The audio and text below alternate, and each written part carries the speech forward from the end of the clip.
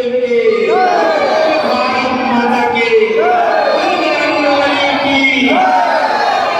गठबंधन में गई और गठबंधन में गई तो डॉक्टर साहब प्रत्याशी बने। डॉक्टर साहब के जो विचार है उस विचार को लेकर आपके बीच में आए हैं, तो मैं खूब आशीर्वाद देता हूँ। मुझ पर उपस्थित गठबंधन के सारे पदाधिकारी, अधिकारी और जितने कार्यकर्ता हैं, सबके लिए सिद्धपीठ अयोध्या हनुमानगढ़ी हनुमान जी महाराज की तरफ से खूब मंगल कामना और खूब आशीर्वाद। आशीर्वाद कौन सा? आशीर्वाद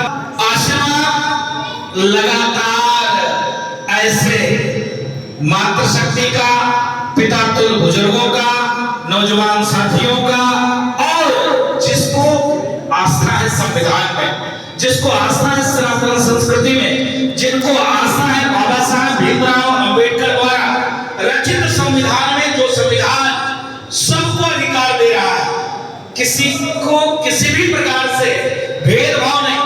जिनको अगर आस्था है सनातन में, संस्कृति में, हिंदू में, हिंदुत्व में, राष्ट्र डेवलप करे, राष्ट्र विकास करे, और मोदी जी के हाथों को हम कैसे मजबूत कर सकते हैं, तो क्या करना है?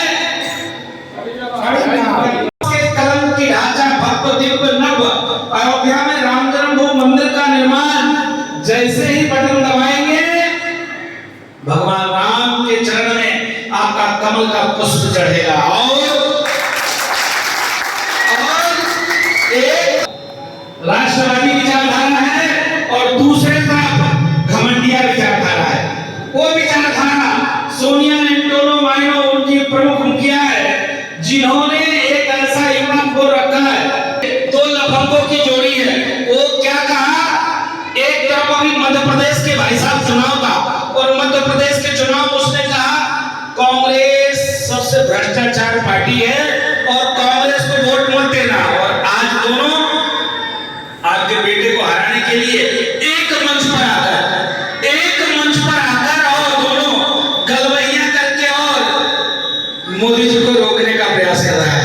तो निवेदन यही है, एक साधु आपके बीच में आया है। साधु इसके लिए आया है, साधु का काम है भजन पूजा पाठ, लोगों का कल्याण करना, लेकिन यह साधु आपके बीच में इसलिए आया है क्योंकि राष्ट्र पर खतरा है, सनातन पे खतरा है, संविधान पे खतरा है, संस्कृति पे खतरा है। जब संविधान पे खतरा है, संस्कृति पे खतरा है, हिंदू पे खतरा है, हिंदुत्व पे खतरा है, तो साधुओं को मठ से निकलकर और आपके बीच में आकर चिंता और चिंतन करने की बात है। इसके नाते आपके बीच में आकर और डॉक्टर अरविंद राजभर के लिए निवेदन करने आपके बीच में आए हैं कि हे हिंदू, हे सनातनियों, जगो। पहले होता क्या था? सनातन की रक्षा करने के लिए तीन लोग जिम्मेदार होते थे। कौन कौन? बाबा, बाबू और ब्राह्मण।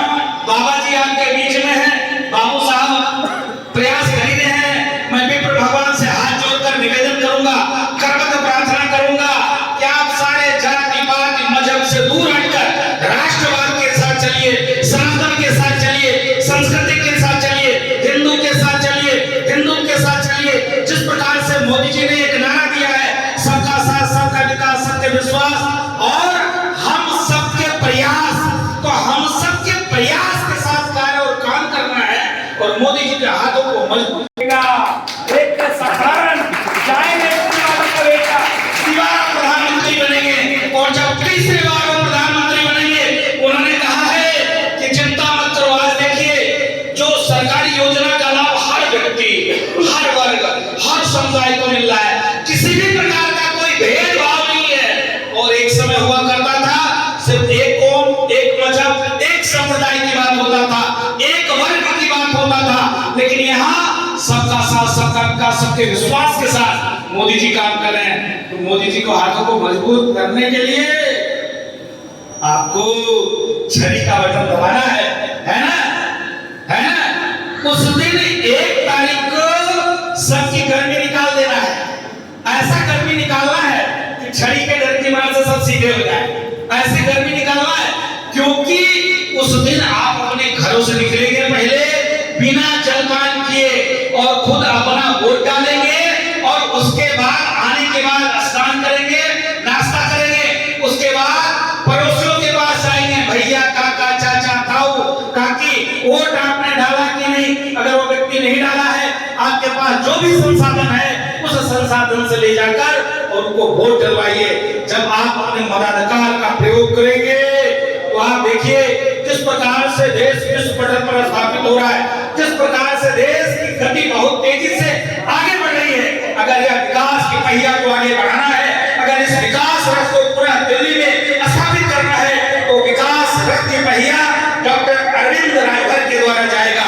और जब तक आप निवेदन नहीं करेंगे, आग्रह नहीं करेंगे, ये आपका चुनाव है, ये इनका चुनाव नहीं है, ये तो पूरे प्रदेश में काम कर रहे हैं। इनके पिताजी को देखिए, पूरे प्रदेश में छड़ी घुमा रहे हैं हेलीकॉप्टर लेकर। यहां भी कर सकते थे लगातार, लेकिन उनको चिंता नहीं है। इसलिए नहीं चिंता है क्योंकि उन्होंने अपने बेटे को आपको सुपुर्द कर दिया है, आपके हवाले कर दिया है। आपका उनका बेटा ही आपका बेटा हो गया है और अपने बेटा की चिंता करना आपका काम है। इसके नाते वो यहाँ कम रह के और पूरे प्रदेश में देश के दौरा कर रहे हैं। ऐसे माननीय मंत्री जी, क्योंकि आपका बेटा जब छाने वोटों से जीत कर वहां पहुंचेगा तो घमंडिया गठबंधन के जितने लोग घमंड करके इनको हराने का प्रयास करते हैं, उनकी घमंड चकनाचूर हो जाएगा और कमल खिलेगा। जब आप छड़ी का बटन दबाएंगे तो सीधे तौर पर कमल खिलेगा और मोदी जी के हाथ मजबूत होगा। साधु आपके बीच में है, देखो कोई बाबा किसी के घर आता है तो भोजन भी करता है और दक्षिणा भी लेता है ना। तो भाई साधु आपके बीच में है, दक्षिणा मिलेगा? दक्षिणा दोगे ना? दोगे कि नहीं ये बताओ? दक्षिणा दोगे ना?